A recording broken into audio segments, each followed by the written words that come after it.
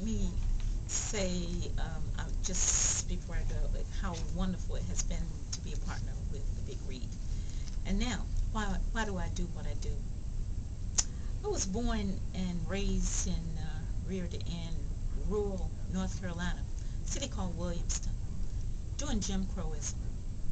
I had the great fortune to be reared by two sets of grandparents.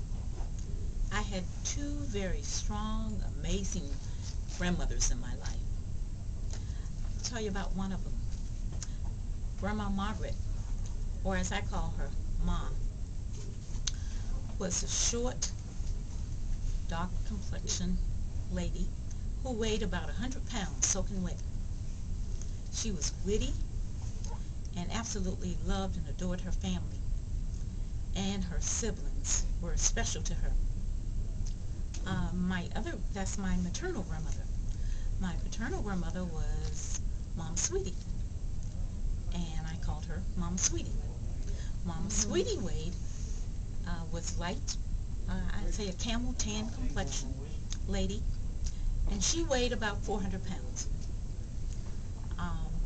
The thing that these two women had in common was a strong faith in God and a strong love for me, which has sustained me, shaped and molded me to who I am today. Let me tell you about these ladies individually. Grandma Margaret. She reared 5 children and countless grandchildren. She was a strong advocate for me and all of us in school, and she loved her siblings again. So it was no wonder when her brother, who was the second eldest, came to them and said, "Why don't you come back to school?"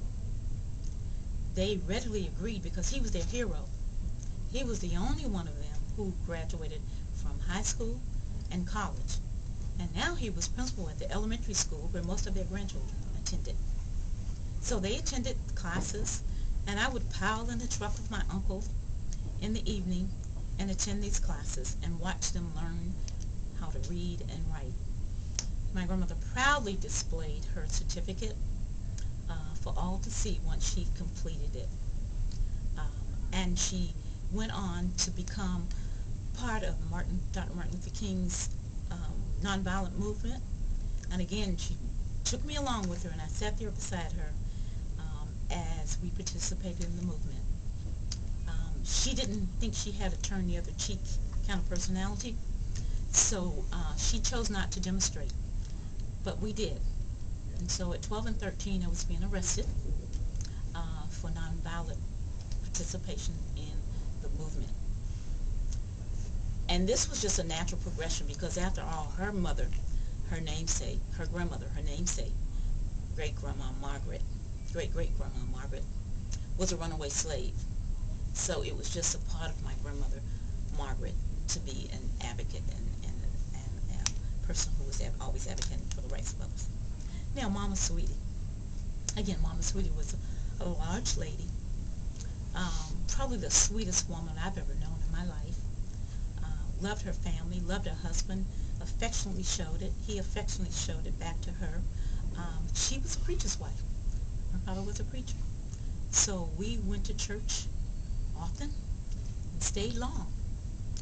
She loved to talk about the Bible. She loved to talk about God. And she was just forgiving, generous, and a loving person. Well, she wasn't always in the church. As the story goes, she used to run the Cotton Club in Williamston, North Carolina. Population of 6,000. The main industry was farming. No, not in New York, but in Williamston, North Carolina. She did this. And she sold dinners. She was a wonderful cook. She sold dinners and illegal liquor. And because she was such a large lady, she was upstairs. The building was upstairs. She would pour the liquor, and if there was any evidence of police being around, she would hide it under her very large skirt tail to conceal it from the police. And she did this, and for whatever reason, she turned her life around and became a member of the the church. I remember when I was a little girl going to the movies, and during that time we had to go upstairs because we weren't allowed to sit downstairs. There was colored and white only.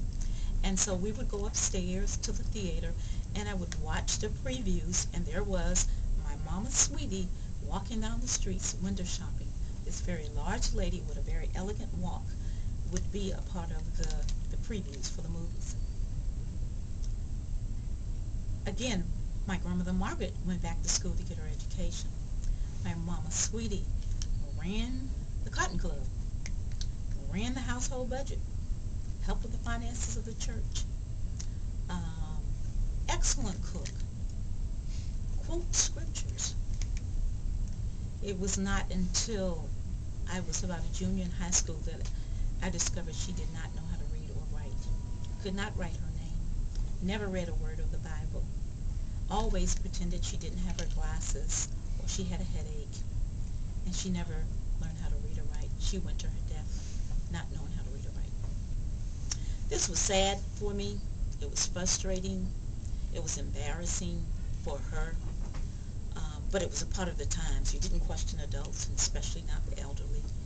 And I didn't have the courage or the knowledge to do anything about that when I found out. And it was a source of pain for me for a long time. But my next year, I graduated from high school, went off to college, got a degree in business administration, came to Washington to make my way. I started work at the University of District of Columbia. I was introduced to adult education, got a degree, a master's in education, adult education, concentration in gerontology, and started my 12-year career in gerontology. And I got married and went into private industry. Hated it. Made some money, hated it. I decided I would go back to what I love, and that was adult education. Did some teaching, and then eventually I found out about a directorship. And it wasn't until I was struggling with being the executive director of a small nonprofit, trying to figure out where the money was coming from, trying to figure out what am I doing. I got adult children by now. Why am I working so hard? Why am I working 12 hours a day and not spending time with my husband? What is this driving force? And then I was reminded about the times that I watched my grandmother go back to school. And I was reminded about the fact that my grandmother never knew how to read or write. And had a spiritual revelation. And it said, this is your purpose. This is what you were designed to do. So every time you help someone else, you're helping Mama Sweetie, and you're honoring Grandma Margaret. And so with that revelation, the passion that I have, why do I always give of myself, my time, and my talents? Why do I keep on going like the Energizing Bunny? Why do I never take no for an answer? Why do I keep on accepting people even though our classes are busting at the seams? Because I have a purpose-driven life. And this is my purpose. And I do what I do because of what I know. There's an adage that says children don't always do what you say, but they do what you do. My grandmother lived my life and her giving and her going back, and was an example for me. And that's why I do what I do.